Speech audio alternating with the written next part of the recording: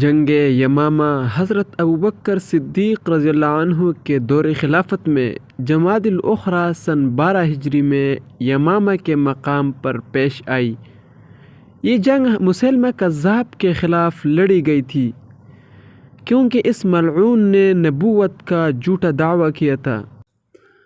حضور صلی اللہ علیہ وسلم کے وصال کے بعد خلیفہ اول ابوبکر صدیق رضی اللہ عنہ کے دور میں جب مسلمان دیگر مرتدین کے خاتمے میں مصروف تھے، اس دوران مسیلمہ کذاب اپنا دعوی نبوت عام کرنے میں مصروف رہا اور اس نے اتنی طاقت حاصل کر لی کہ اس کا 40,000 کا لشکر یمامہ کی وادیوں میں پھیل گیا۔ اس نے باقاعدہ خلافت کو چیلنج کیا اور بغاوت پر اتر آیا اور اپنی نبوت نہ ماننے والوں کو قتل کرنا شروع کر دیا۔ چنانچہ اس کی سرکوبی ناگزیر ہو گئی تھی۔ حضرت خالد بن ولید دیگر مرتدین سے نمٹ چکے تھے۔ حضرت ابوبکر نے انہیں عکرمہ اور شرحبیل کی مدد کے لیے یمامہ کی طرف رخ کرنے کا حکم دیا۔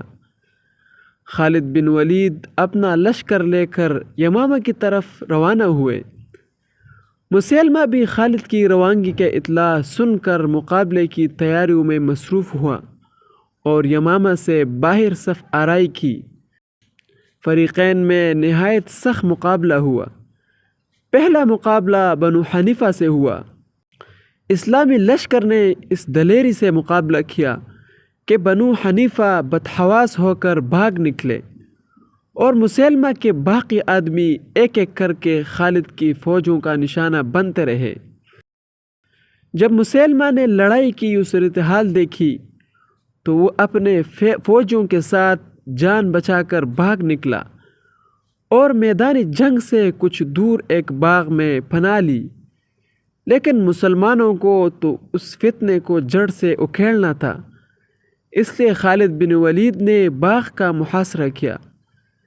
باغ کی دیوار اتنی اونچی تھی کہ اس کو کوئی بھی پار نہیں کر سکتا تھا۔ اس وقت ایک صحابی حضرت زید بن قیس نے خالد بن ولید کو فرمایا کہ میں اس دیوار کو پار کر آگے سے دروازہ کھول دوں گا۔ چنانچہ وہ صحابی اوپر چڑھتے ہیں اور اندر جا کر دروازہ کھولتے ہیں۔ دروازہ کھولنے کے بعد سارے مسلمان اندر داخل ہو گئے اور ایک دفعہ پھر گھمسان کی جنگ شروع ہو گئی۔ اچانک حضرت خالد بن ولید نے نیزہ لے کر مسیلمہ کو پکارنے لگا، یا عدو اللہ، اور مسیلمہ پر پھینک دیا، مگر اس کے محافظوں نے ڈھال بن کر اس کو بچا لیا۔ اس وقت اس کے محافظ غیر حتمی طور پر اسے چھوڑ کر چلے گئے۔ پھر اسے حضرت حمزہ کے قاتل وحشی بن حرب جو مسلمان ہو چکے تھے، اس نے ایسا نیزہ مارا کہ مسیلمہ وہی ڈھیر ہو گیا۔ اس لشکر کے نصف آدمی مارے گئے۔ جنگ کے خاتمے کے بعد خالد بن ولید نے اہل یمامہ سے صلح کر لی۔ اے مسلمانوں، کاش کہ تم جان لیتے ہیں کہ تمہارے اسلاف نے اپنی جانیں دے کر رسول اللہ صلی اللہ علیہ وسلم کی ختم نبوت کا دفاع کیا۔